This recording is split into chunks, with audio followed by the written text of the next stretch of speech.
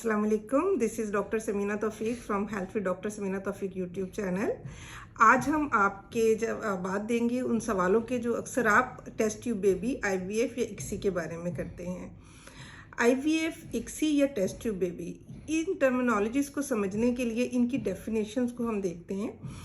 IVF in vitro fertilisation को कहते हैं। इसमें फर्टिलाइजेशन का अमल इंसानी जिस्म के बाहर अमल पजीर होता है। एग्स को पिक करने के बाद स्पर्म्स के साथ लैब में इकट्ठा ट्यूब या डिश में रखा जाता है और फर्टिलाइजेशन का अमल किया जाता है। फर्टिलाइजेशन के बाद जब एम्ब्रियो डेवलप हो जाता है तो इस डेवलप होने वाले एम्ब्रियो को औरत के रहम में मुंतकिल कर दिया जाता है। इस अमल को हम इन विट्रो फर्टिलाइजेशन आईवीएफ कहते हैं। इक्सी क्या है? इक्सी भी इसी की एक फॉर्म है जिसमें स्पर्म्स को डायरेक्ट एग्स में इंजेक्ट किया जाता है।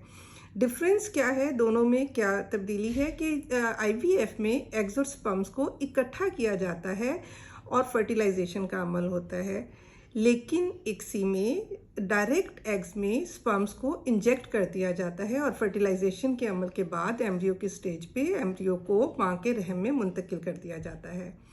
दूसरा, जनरली जो आप क्वेश्चन पूछते हैं क्या ये अमल तकलीफदेह है, तो इसको आप ये देखिए कि जब कोई भी क्लाइंट, कोई भी पेशेंट ये डिसाइड करता है कि उसे आईवीएफ या इक्सी का अमल कराना है तो उसकी तैयारी में शुरू के दिनों में कुछ इंजेक्शंस दिए जाते हैं।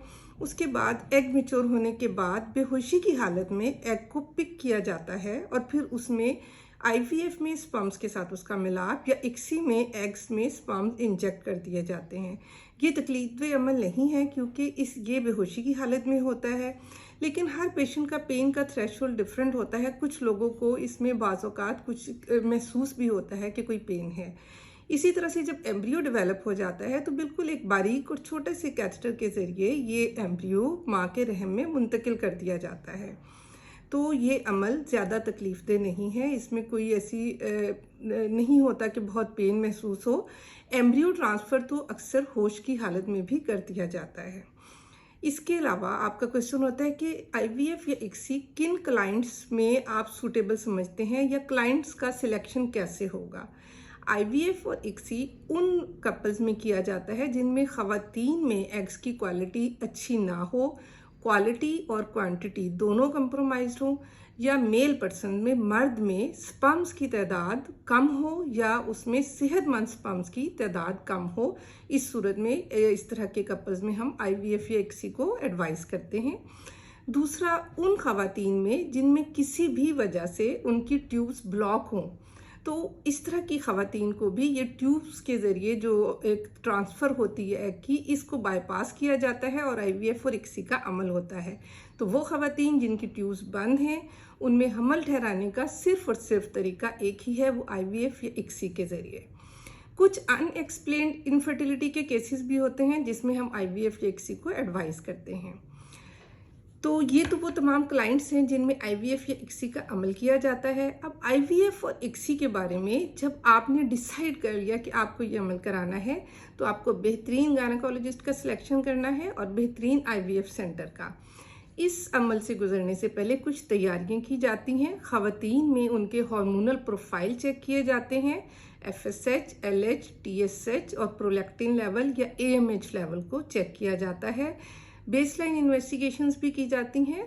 इसके साथ साथ उनका ट्रांसवजाइनल अल्ट्रासाउंड बहुत ज़रूरी है ताकि उनकी ओवरीज, उनकी यूट्रस, उनके पेल्विक ऑर्गन्स को देखा जा सके और अगर वहाँ पर किसी भी तरह का कोई इन्फेक्शन है वो ट्रीट किया जाए, पीसीओज हैं उनकी ट्रीटमेंट की जाए, या यूट्रस में कोई पॉलिप है या फाइब्राइड है तो सर्जिकली पहले वो रिमूव कर दिया जाए, ताकि जब आईवीएफ का अमल किया जाए तो उसमें फेलियर के चांसेस कम से कम हों।